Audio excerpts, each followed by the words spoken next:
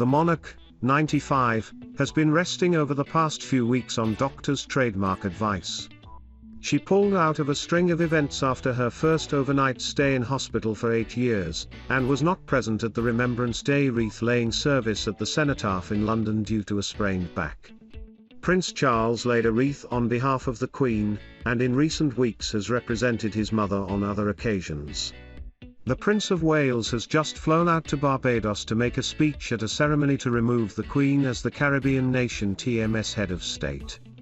This follows his tour of the Middle East with his wife Camilla, Duchess of Cornwall. Camilla is one of the more reliable royals, carving out an increasingly pivotal role for herself within the firm. However, the Duchess had a very rocky start, having first hit headlines for her affair with Charles while they were both still married to other people, Charles to Princess Diana, and Camilla to Andrew Parker Bowles.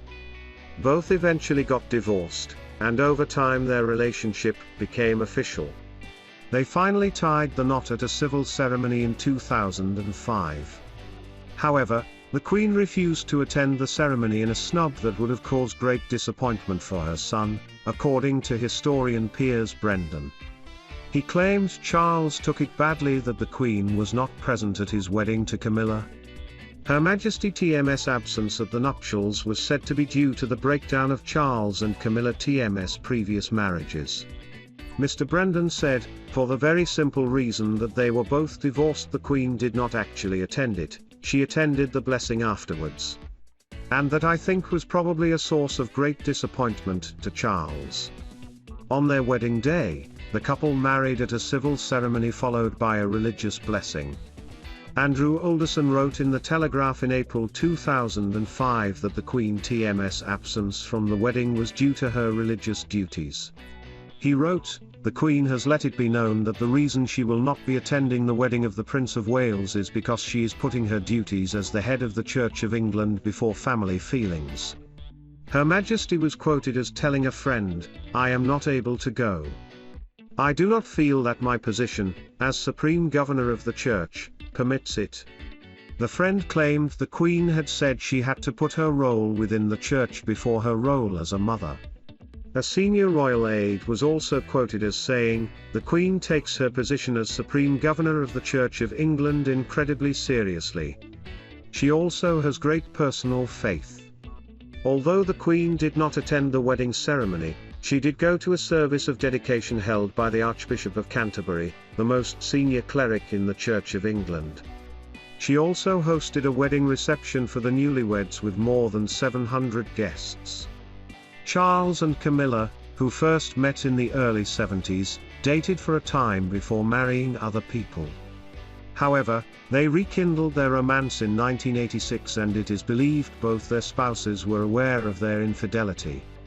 It became public knowledge in 1992 when a biography of Diana was published, and when a transcript of a phone call between them was published in an Australian publication. Camilla divorced Andrew in 1995 and Charles divorced a year later. After the tragic death of Diana in 1997, Charles decided he and Camilla would be together officially. The Royal Wives of Windsor trademark is available to stream on Netflix.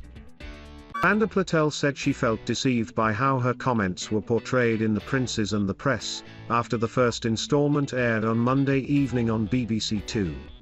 Ms. Platel claimed she sat with host Amol Rajan for at least 2 hours of filmed conversation, which she alleges was condensed down to less than 2 minutes of selective quotes.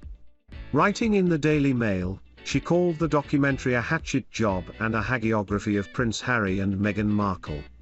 Prince Harry and Meghan Markle could push the royal family to breaking point if they do a second tell-all interview with Oprah Winfrey, a royal expert has warned.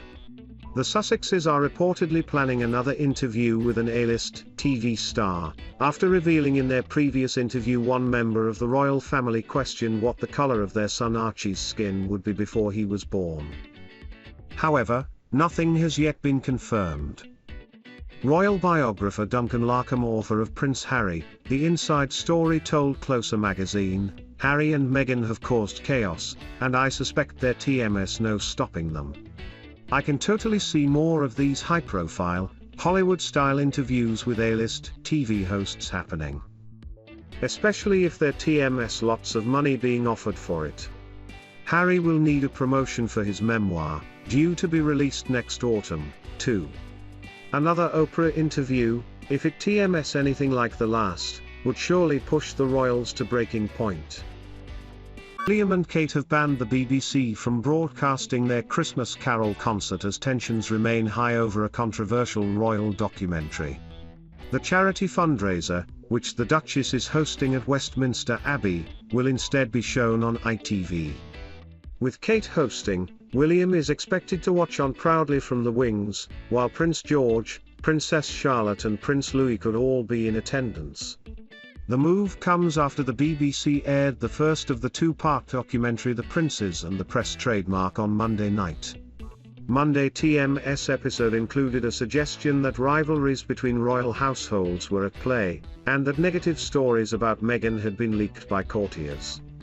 BBC Chairman Richard Sharp told The Voice of the Listener and viewer TMS Autumn Conference, "From time to time, this organization produces programs which may or may not meet with full agreement with different parts of the establishment." He did, however, address the importance of the royal family in the UK, saying it is at the center of our identity. On Wednesday night TMS ITV News at 10 programme, the BBC debacle was covered by royal editor Chris Shipp. Before handing over to Mr. Shipp, the programme TMS anchor Raja Omar said, "It could, of course, just be a coincidence." But, within a couple of days of the first part of a BBC documentary on the relationship Princes William and Harry have had with the press, ITV and not the BBC have been asked to broadcast a carol concert hosted by Kate, William TMS wife. Mr. Shipp added, "The filming of the carol service will still go ahead at Westminster Abbey, but the choice of broadcaster has changed. The fact is, the televised carol service here only dropped into ITV TMS Christmas schedules as late as last week." A source at the broadcaster said that was very unusual trademark. Mr. Shipp asked whether the BBC was being punished for the controversial documentary. Answering his own question, he said, "Well, put it this way. I was told today that Prince William is fiercely protective of his staff and this is exactly the sort of thing he would do." William did not watch the documentary on Monday night, as he was presenting the Environmental Tusk Awards at London TMS South Bank.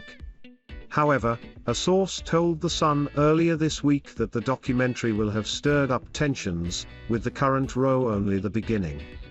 The source said, "It was all arranged to be on BBC One, but it was switched in the last few days because of the terrible row over the documentary.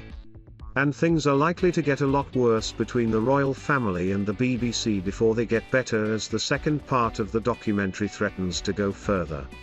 The second part of the documentary, which airs on Monday night, examines the period between 2018 and 2021. It will cover the privacy actions Harry and Meghan have launched against the British press, as well as delving into the brothers' trademark rift. The BBC is also releasing a 4-part podcast series, Harry, Meghan and the Media Trademark, with the first episode out on Monday. Express.co.uk has approached Buckingham and Kensington Palace for comment.